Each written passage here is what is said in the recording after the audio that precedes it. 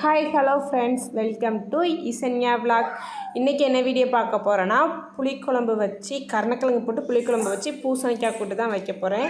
வாங்க வீடியோக்குள்ளே போய் பார்க்கலாம். அதுக்கு நான் தேவையான பொருளாக ரெடி பண்ணி வச்சிட்டேன். கருணக்கிழங்கை புளி ஊற்றி வேக வச்சு வச்சுருக்கேன். கருவேப்பிலை, பூண்டு, சின்ன வெங்காயம், வேறு ஒரு பெரிய தக்காளியை பேஸ்ட்டாக அரைச்சி வச்சுருக்கேன். அப்புறம் ஒரு பல்லாரி எல்லாமே ரெடியாக எடுத்து வச்சுட்டேன். நான் எப்பொழுதுமே மண் சட்டியில் தான் புளிக்குழம்பு வைப்பேன். அதுவும் நல்லெண்ணெய் தான் சேர்ப்பேன். ஆனால் எனக்கு நல்லெண்ணெய் ஒத்துக்காது. என் ஹஸ்பண்டுக்கு நல்லெண்ணெயில் புளிக்குழம்பு செஞ்சால் மட்டும்தான் பிடிக்கும். அதனால நான் நல்லெண்ணெய் தான் செய்வேன். அதனால நீ இன்றைக்கி சாப்பிட மாட்டேன்னு கேட்டுறாதீங்க. ஆமாம், உண்மையாகவே நான் சாப்பிட மாட்டேன், டயட் இருக்கேன். அதனால நான் அந்தளவுக்கு இப்போ சாப்பாடு எடுத்துக்கிறதில்ல. அந்தளவுக்கு அதிகமாக சப்பாத்தி தான் எடுத்துக்கிறேன். இப்போது எண்ணெய் காஞ்சதுமா கொஞ்சமாக கடுகு போட்டுக்கலாம். ஒரு டீஸ்பூன் போல் கடுகு போட்டுக்கிறேன். கடுகு பொரிஞ்சதும் வெந்தயம் போட்டுக்கலாம்.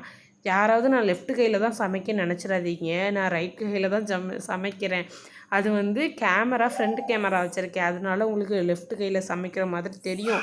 ஆனால் நான் சத்தியமாக லெஃப்ட் கையில் சமைக்கல, ரைட்டு கையில் தான் சமைக்கிறேன்.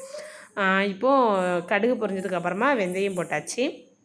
இப்போ வெந்தயம் நல்லா பொரிஞ்சதுக்கப்புறம் நம்ம கட் பண்ணி வச்சுருக்க எல்லாமே போட்டுடலாம். கருவேப்பிலை போட்டுடலாம் ஃபஸ்ட்டு. அதுக்கப்புறமா பூண்டு, கொஞ்சமாக தான் பூண்டு எடுத்திருக்கேன், அதையும் போட்டுக்கலாம். பூண்டு போட்டால் பூண்டு ஃப்ளேவர் டக்குன்னு இறங்கிடும். அது நல்லாயிருக்கும். வெங்காயம் போட்ட பிறகு பூண்டு போட்டால் எனக்கு அந்த ஃப்ளேவர் பிடிக்காது. அதனால் நான் ஃபஸ்ட்டே பூண்டு போட்டுருவேன். அதுக்கப்புறம் தான் வெங்காயம் போடுவேன். மண் சட்டினால் சீக்கிரமாகவே சமையல் ஆயிரும்.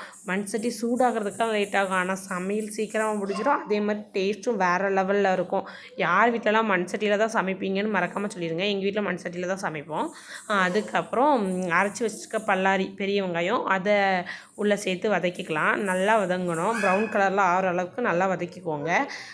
இப்போ நம்ம ப்ரௌன் கலர் ஆகிடுச்சு. இப்போது அரைச்சி வச்சுருக்க தக்காளி பேஸ்ட் இருக்குல்ல, அதையும் உள்ளே சேர்த்துக்குவோம். இதுவுமே எண்ணெய் பிரிஞ்சு வர்ற அளவுக்கு நல்லா வதக்கணும். நல்லா வதங்கி அந்த எண்ணெயே பிரிஞ்சு வரணும். அந்தளவுக்கு நல்லா வதக்கிக்கோங்க. காமிக்கிறேன் எந்த அளவுக்கு வதங்கியிருக்குன்னு பாருங்கள். இந்த அளவுக்கு வதங்கணும்.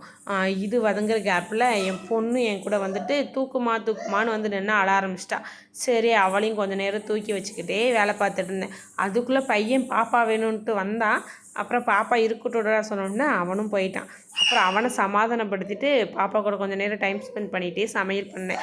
யாரெல்லாம் பேபி வச்சுருக்கிறவங்க இப்படி பேபியும் பார்த்துட்டு சமையலையும் பார்த்துட்டு இருப்பீங்க. அதுவும் சின்ன பாப்பானா சொல்லவே வேண்டாம். தூக்கு நம்ம பக்கத்துலேயே வருவா, சமைக்க விட மாட்டா. இவளும் அப்படி தான், பக்கத்துலேயே தான் இருக்கணும்னு ஆசைப்படுவாள். இவளை தூக்கி வச்சுக்கிட்டே தெரிஞ்சேன். அதுக்கப்புறம் பக்கத்து வீட்டு பாப்பா விளையாட வந்துச்சு.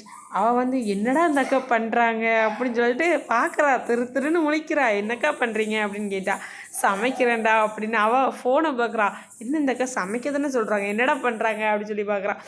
அவட்ட பேசிகிட்டு இருந்த கேப்பில் நான் மசாலா பொடி போட்டு அதை வீடியோ எடுக்கவே மறந்துட்டேன். அந்த குழம்பு மிளகாத்தூள் 3 டீஸ்பூன் போட்டுக்கிட்டேன். நான் வேறு எந்த மசாலாவும் சேர்க்கல. கொஞ்சம் ஒரு 1/2 டீஸ்பூன் மஞ்சள் தூளும் போட்டுக்கிட்டேன். இவ்வளோ தான் போட்டேன், வேறு எதுவும் போடலை. நான் வீடியோ எடுக்கிறது அவட்ட பேசணுன்னால மறந்துட்டேன். அதுக்கப்புறம் ஒரு நெல்லிக்காய் அளவுக்கு பெரிய நெல்லிக்காய் அளவுக்கு ஒரு புளியை கரைச்சி அதுக்குள்ளே ஊற்றிட்டேன். எந்த அளவுக்கு நெல்லிக்காய் அளவுக்குன்னு காமிக்கிறேன். நீங்கள் உங்களுக்கு ஏற்ற புளி மாதிரி ஊற்றிக்கோங்க. என் ஹஸ்பண்டுக்கு புளிப்புலாம் ரொம்ப பிடிக்கும். அதனால புளி அதிகமாக தான் சேர்ப்பேன். இந்த அளவுக்கு தான் நான் எடுத்துக்கிட்டேன். இப்போ தேவையான அளவு தண்ணி ஊற்றிக்குவோம். உங்களுக்கு எந்த அளவுக்கு வேணுமோ தண்ணி ஊற்றிக்கோங்க. மண் சட்டியில் சீக்கிரமாகவே கட்டி ஆயிரும். அதனால் நல்லாவே தண்ணி ஊற்றிக்குவேன். இப்போது ஹை ஃப்ளேமில் வச்சு அதை லேசாக கொதிக்க விட்டுருவோம். அதுக்குள்ளே நம்ம குழம்புக்கு தேவையான உப்பு போட்டுருவோம். போன டைம் அப்படி தான் வீடியோ எடுக்கிறேன்னு சொல்லிவிட்டு ரொம்ப கம்மியாகவே உப்பு போட்டுட்டேன். நான் எப்போதுமே கரெக்டாக போடுவேன். வீடியோ எடுக்கிற ஆர்வத்தில் கம்மியாக உப்பு போட்டுட்டேன். அதனால் இப்போ எதுக்கும் எக்ஸ்ட்ராவே போட்டுருவோன்னு போட்டேன். ஆனால் கரெக்டாக தான் இருந்துச்சுன்னு சொன்னாங்க என் ஹஸ்பண்டு. அதுக்கப்புறம் குழம்பு நல்லா கொதிச்சதுக்கப்புறம் தான் நான் கருணக்கிழங்கு எப்போவுமே போடுவேன். ஏன்னா இது ஏற்கனவே வேக வச்சு தான் வச்சுருக்கேன். புளி ஊற்றி தான் வேக வைப்பேன். சாதாரணமாக வேக வச்சேன்னா நாக்கெல்லாம் விறுவிறுன்னு வரும்னு சொல்லுவாங்க. அதனால் நான் புளி ஊற்றி தான் வேக வச்சேன். ஒரு சைடில் பூசணிக்காய் கூட்டு ரெடி ஆகிடுச்சு. அதுக்குள்ளே சோறு ரெடி ஆகிடுச்சு. என் பொண்ணுக்கு மட்டும் மசாலா எதுவுமே போடாமல் பூசணிக்காய் கூட்டை தனியாக எடுத்து வச்சிட்டேன். அதுக்கப்புறம் புளிக்குழம்பு இப்போ தான் ஆப்பினேன். அப்படி கொதிக்க இருக்கா. மண் சட்டினாலே இப்படி தான் நல்லா கொதிக்க இருக்கும். அப்புறம் பூசணிக்காய் கூட்டு ரெடி. எங்கள் வீட்டு சமையல் எப்படி இருந்துச்சு மறக்காமல் கமெண்ட் பண்ணிட்டு போங்க. பாய்.